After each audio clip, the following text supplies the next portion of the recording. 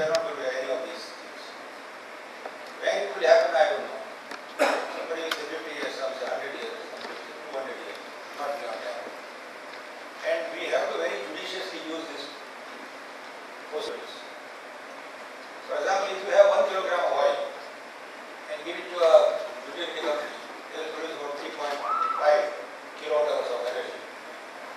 That 1 kilogram of oil you give it to, say, Indian petrochemicals, they will produce about 400 rupees worth of petrochemicals.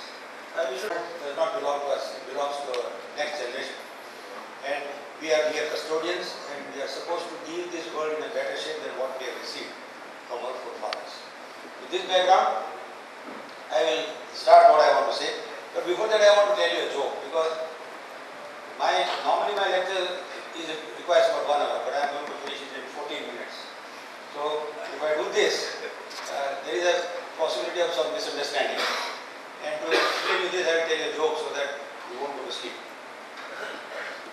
Once upon a time, what happened that one principal of a school told the teacher that today you are going to go to the class and teach the student that what are the disadvantages of alcoholism and why people should not drink alcohol. And without making any diagram, she decided to do an experiment.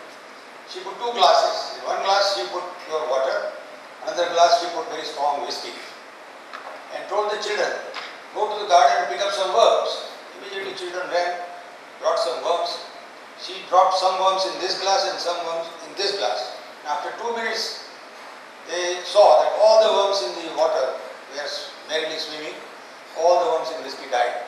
So she asked the class, what do you learn from this experiment? There was absolute unanimity in the answer.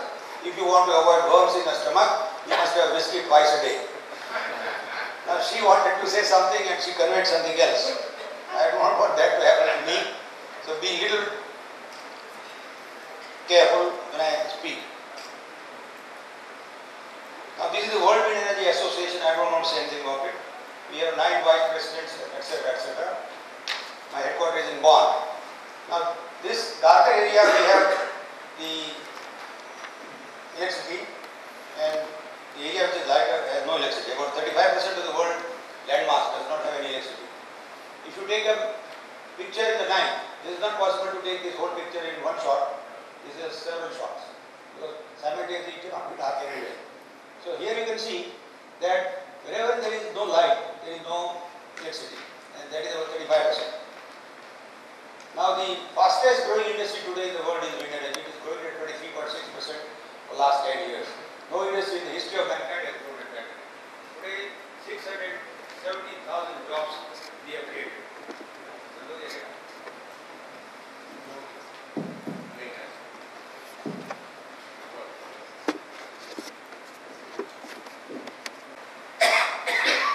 Now,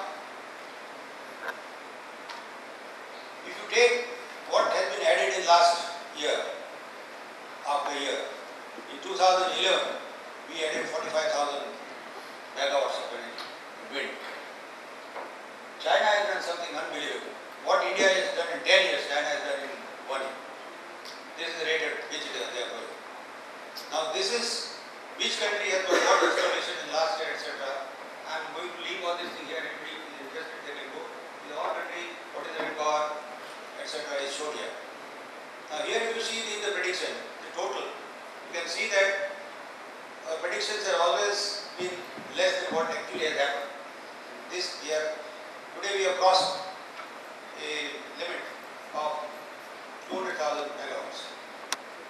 Now the developing countries' economics take lion's share. Now you must have heard a lot of things about last year what happened to Copenhagen. When they say Copenhagen things have failed. Now what did fail? You have to go on writing so many things without understanding what they want to say. Hello?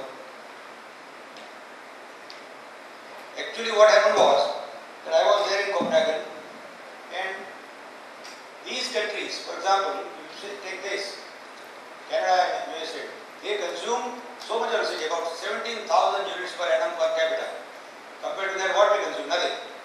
And they are telling us that you reduce your consumption and reduce the pollution. We, China and India together, these last 2 countries, came together and said nothing new. You first reduce and then you talk to us. And that is why the whole thing failed. There is nothing else. growth drivers. I also will not go into great detail about this, but there are several things which is driving wind energy. The energy scenario also is the local availability. Then we say that the abundance in resource, then it is a zero fuel cost. Now, current operating cost. Now, if you compare all methods of producing energy, I will show you the operating cost like this. That today, if it is a nuclear power, see, operating cost means the fuel cost, operation and maintenance, not the cost of money that you invest. Operating cost is a variable cost, which cost of fuel is the biggest chunk. So, nuclear cost is actually likely to be more, but we do not know actually what is the cost of uranium now. It is short of much more. But whatever data was there, we have collected. It is 1.8 US cents per kilowatt hour. Per kilowatt hour is operating cost of nuclear. Coal, it is 2.13. Natural gas is 3.68, while wind is less than 1. Now, operating cost is the minimum of wind. Only thing is you have to spend some money to erect the wind machines, and then you can operate it at a very low cost. Today we are competing with any other power generation system in the world. The Massachusetts Institute of Technology has predicted that the world electricity energy requirement will triple in 2050.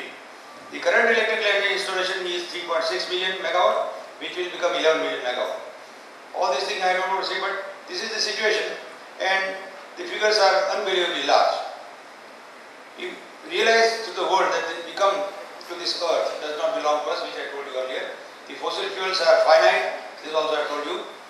Then another important thing which normally people do not understand is this, that alright, we can make petrochemicals, and all the chemical fertilizers made today in the world are based on either gas or oil.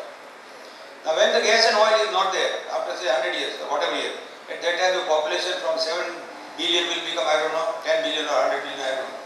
Now the population is going to go up and we will not have any chemical fertilizer. How are we going to feed so many mouths? This is a bigger problem than any other problem.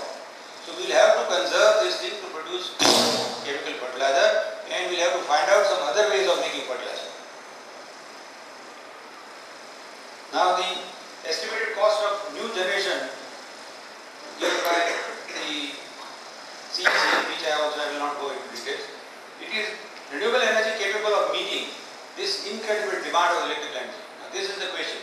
So already you are talking about wind, this, that, hydropower and solar. But are we going to meet the increasing demand in the world? Do you have that sort of resource? To do this, a lot of work has been done, and I will take you through this. This is the estimation created by the Stanford University, and these are the, if you see this color code, this code is the good 7 meters per second, this again not C, and this is a very low wind velocity. So this is the wind velocity and potential of wind farms if you put up. Today the cost of wind machine is such that about, if you can put up at this level 6 meters per second to 7 meters per second, it is economically possible to produce power and beat anyone else. Lower than that velocity, today it is not economically possible. So what is happening is, this was Europe, this you can say is America. There also very large area has low wind velocity. This you go to Asia, you can see most of the Asian region has no good wind velocity. So today it is not possible to produce wind energy at an economical rate. But now the machines are also becoming better and better, and now many places we are producing wind energy at an economical rate. Now this is Africa. You can see that there also is hardly any place. This is Australia. There also on the coastal area there is some good places, otherwise central there is no good place. This is South America. Here this tip here is a fantastic place, and I was in Argentina 2 years ago, and I made a prediction there that Argentina will become the first country in the world to have 100% renewable. The reason is Argentina has very good hydropower, and combination of hydro and wind is ideal, because as you know, wind energy is produced when the wind blows. If there is no wind, there is no wind energy. So it is fluctuating. Now, if you have to join this with a hydropower, thermal power or nuclear power, nuclear or thermal power cannot go up and go down very quickly. Well, hydropower, you just open and close the valve and you can go up and go down. So you keep this floating combination of hydro and wind is ideal. So I predicted there and it was very well received. Now, this study concludes that if only the areas, I showed you all the maps, having an annual wind velocity more than 7 meters per second are taken into consideration, then wind worldwide could produce approximately 72 trillion watt hours of electrical energy per year. This is equal to 54,000 million tons of oil equivalent. And this is equal to 7 times more than the total energy of the world required. So there is enormous scope. And these projections which were made are also very conservative. Because these figures have been taken from the institutions where their measurements are taken very scientifically. Most of them are from the institutions or from airports. Now you know that airports are never built in a very windy area. They are always built in a less windy area. So the velocities that we are getting are much more than actually this, and we can see that actually the potential is much higher. And this does not include the offshore. Offshore also is another fantastic thing. Now, by looking at the world map for the potential, it is clear that very large landmass of the earth falls under uneconomical zone. So, lot of research is going on to tap energy in this low velocity area. I will show you some of these systems where a lot of research is going on, because necessity is the mother of inventions, and we are trying to invent a variety of things to match this requirement. Now this is something called Magen Power. I am on the advisory board, and they transport equipment from one place to another place where it is an odd place. For example, you want to take a compressor to Siberia. How will you go to Siberia? No ship will go there. There is no road. So they have devised this thing that they have a balloon like this. They lift it and put a small propeller, and it may take 8 days, but they will go to Siberia and drop it there. From there they realize that if we give some shape to these balloons and we make this balloon rotate, then what will happen? We will produce energy there. Now one more fundamental thing you must understand, that the energy that you produce is in cubic proportion of the velocity. If the velocity is double, the energy is 8 times. So now we go to the next, that how do they do? Now you go up, say 1000 meters above, then this will rotate here, and there is a generator here, and there is a tether, where there is a cable also. So you get the power back here. Here velocity is not much, but here velocity is much higher. So you produce 8 times more power, draw it here, step it up, step it down, whatever you want to do, and do it in a system. And if there is a wind too much or there is a storm, you can winch it down. So it is very safe. This is going to be the future energy. Now you can see this, that they have taken the great survey. This is a Canadian company. If you go to Canada, in ground level this is the velocity, this and this will match it. This is Ontario Lake. No, so you go to 1000 feet, it becomes like this. You can imagine. So 1000 feet high and you get several times more energy. Now this is their work, and this is how it is produced. Then some people in the United States have developed this device, which is called a auto-gyro principle. Now these are like a helicopter, this thing, and there is a motor. This is a motor in the beginning, which will become generator later. So the motor will drive these 4 fans. The whole contrivance will go up. Once it goes to 10,000 feet, they will start rotating themselves and they will generate power. Now about 160 kilowatt machine is in trial basis in operation. Now this is a Russian technology. You can see this is a helicopter. This is a half a kilometer diameter. This rotates around this thing and produces power. Now you can see here when the velocity is here, it is parallel. When the velocity is here, it is perpendicular. So this will rotate like this. Now some Denmark people have made a ladder mill. There are, you can say there is gliders. One set of glider is here, another set will be here. Now this set of glider has a the angle is like this, so the whole thing will pull. The other set will have an angle like this, it will go down. So this tensor will have 300 tons pull, and this will be churning like this and producing power. This is, they are studying this, they invited me to come and see, but I am not getting time to go there. Now this is a crazy idea, I don't agree with this, because if you put multiple rotors, they will interfere into each other, and this is not going to succeed. But people are trying. Now this is a magnetic levitation principle. The Chinese have done this. Them also I am advising. Here there is a generator, and the generator floats, so there is no friction at all, and the friction is totally avoided. This is called magnetic principle, magnetic maglev principle. Then This is what I am personally doing in India with 4 IIT professors, one mechanical engineer, one instrument engineer, aeronautical engineer and electrical engineer, myself. I got a budget about 1.6 crore to produce one prototype. Now this is for again low wind velocity region. So this whole thing will rotate like this. And this is a linear motor principle. If the motor is rotating, then it is a rotating magnetic field. Here the magnetic field is plane. So the current can be drawn from the track. This closer look is like this. This is a motor here. Linear motor. Now this is a Korean design. Normally in a wind turbine, the central portion is not effective. So they put another rotor in opposite direction and use this central area to produce power. About 11% more power they are getting. This is already in operation. Now 11% was a lot of things. Now Japan people are trying to do this sort of thing, which is called lens turbine.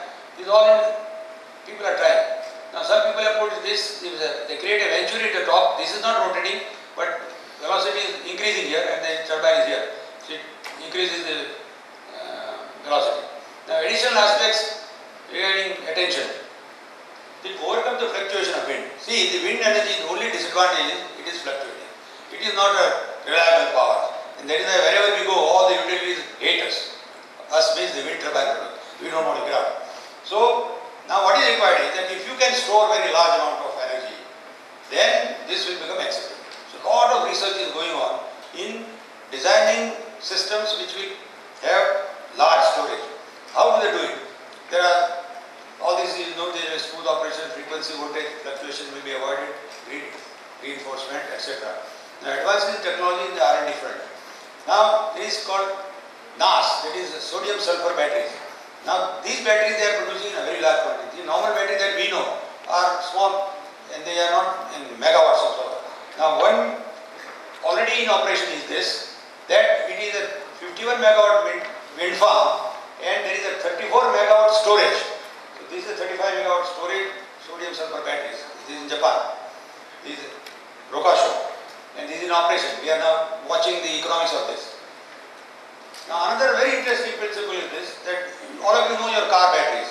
In car battery the energy is stored in the electrolyte and not in the lead. The weight of the battery or 90% weight is lead. But the actual storage is electrolyte. So these will have got an idea that you go on pushing electrolyte from one end, it gets charged and you take it out from other end. And store that electrolyte in a big tank. So if you store it 1000 liters, the capacity of battery becomes 1000 times. This is already patented, working, and Chinese have bought this patent.